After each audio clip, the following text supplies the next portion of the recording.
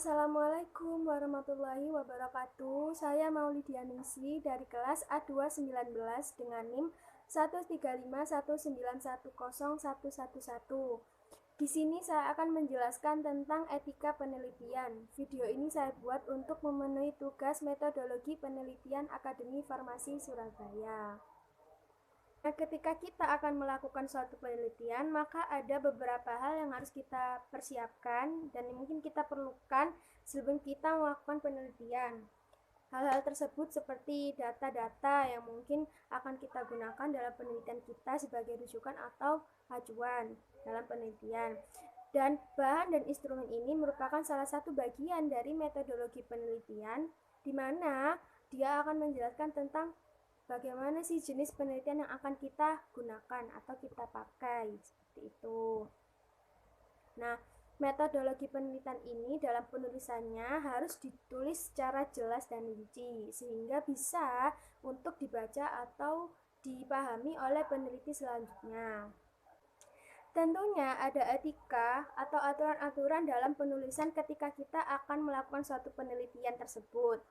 Nah, pengertian etika itu sendiri apa sih? Jadi etika ini atau etik berasal dari bahasa Yunani yang berarti ethos, dan jika ditinjau dari aspek etimologis, dia itu bermakna kebiasaan atau peraturan perilaku-perilaku yang berlaku di masyarakat. Jadi etika ini merupakan suatu nilai-nilai dan norma-norma moral yang menjadi pegangan bagi masyarakat atau kelompok dalam mengatur tingkah laku.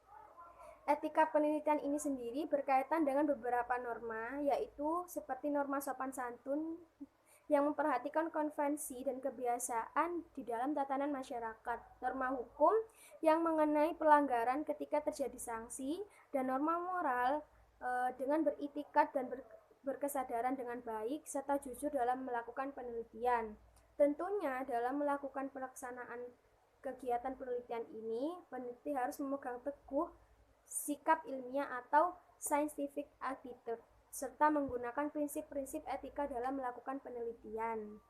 Penelitian apa aja sih yang mungkin memerlukan persetujuan etik atau ethical clearance? Penelitian tersebut seperti yang pertama, penelitian terapeutik, di mana penelitian ini dilakukan pada orang-orang yang sedang sakit dengan tujuan penyembuhan penyakitnya tersebut dengan baik, melalui obat maupun dengan cara yang lain, seperti penyinaran atau pembedahan. Lalu penelitian non-terapeutik, di mana penelitian ini pada manusia yang tidak sedang mengalami sakit. Dengan tujuan penelitian ini yaitu hanya untuk mendapatkan data tentang segala sesuatu mengenai penyakit. Nah, selanjutnya yaitu penelitian dengan masalah khusus atau dependent person dan wanita hamil. Kemudian penelitian yang menggunakan manusia sebagai subjek penelitian dan menggunakan hewan percobaan.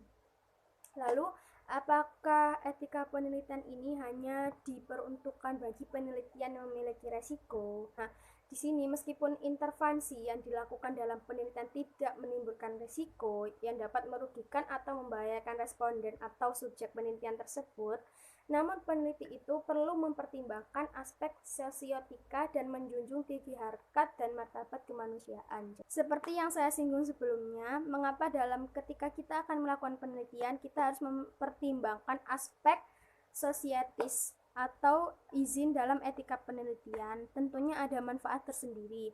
Jadi manfaat mengurus etika penelitian ini bagi subjek penelitian dan peneliti adalah untuk perlindungan hak asasi manusia. Lalu publikasi ilmiah pada jurnal terakreditasi baik jurnal nasional maupun jurnal internasional.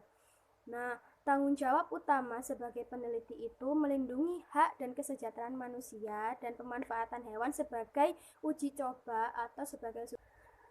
Oleh sebab itu, seorang peneliti wajib hukumnya untuk mengetahui persyaratan dan peraturan perundang-undangan serta kebijakan dan prosedur yang berlaku untuk melindungi manusia dan hewan coba sebagai subjek penelitian yang akan dilakukan tersebut.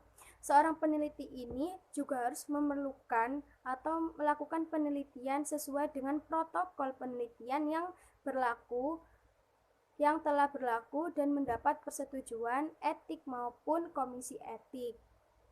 Nah, membahas tentang masalah etik ini dalam penelitian, selain melindungi HAM pada subjek penelitian, juga memperhatikan dengan hal yang disebut plagiarisme, di mana di dalam bahasa Indonesia disebut dengan plagiat yang memiliki makna yaitu pencuri sastra, lalu pencurian kepemilikan intelektual, dan juga sikap yang curang atau tindak kecurangan. Plagiat ini adalah suatu perbuatan atau tindakan baik disengaja maupun tidak disengaja untuk memperoleh atau mencoba memperoleh hasil dalam suatu karya ilmiah yang nantinya dia akan tulis sebagai karya tulis ilmiahnya sendiri dan mengutipnya secara sebagian atau seluruh isi karya tulis tersebut tanpa mencantumkan sumber dengan tepat dan yang memadai, seperti itu. Selain plagiat, ada pula istilah copyright dalam melakukan suatu penelitian, yang dimana hal tersebut merupakan pelanggaran aspek hukum atau pelanggaran HAM. Jadi, melanggar atau tidaknya itu ditentukan oleh izin yang dimiliki oleh si penulisnya tersebut. Jika copyright penuh, maka perlu mendapatkan izin, namun jika tidak penuh, cukup hanya dengan mencantumkan sumber saja. Nah, plagiat ini lebih bersifat ke etika. Misalnya, meniru tulisan orang lain tanpa menyantumkan sumbernya, itu disebut dengan plagiat. Nah, pelanggaran copyright ini bisa dicegah dengan memperoleh izin terlebih dahulu pada penulis aslinya. Sedangkan plagiat ini masih perlu mempertimbangkan aspek lain lagi. Maka dari itu, ketika kita akan melakukan suatu penelitian, penting bagi kita untuk memahami dan mengetahui apa saja sih yang harus kita perhatikan dan kita ketahui dalam melakukan suatu penelitian, agar kita dapat bisa menjaga dan saling menghormati sesama manusia dan tentunya tidak merugikan orang lain atau siapapun ketika kita akan melakukan suatu tindakan. Mungkin itu saja yang dapat saya sampaikan tentang etika penelitian. Saya mohon maaf apabila ada kesalahan dan kekurangan. Terima kasih atas perhatiannya. Wassalamualaikum warahmatullahi wabarakatuh.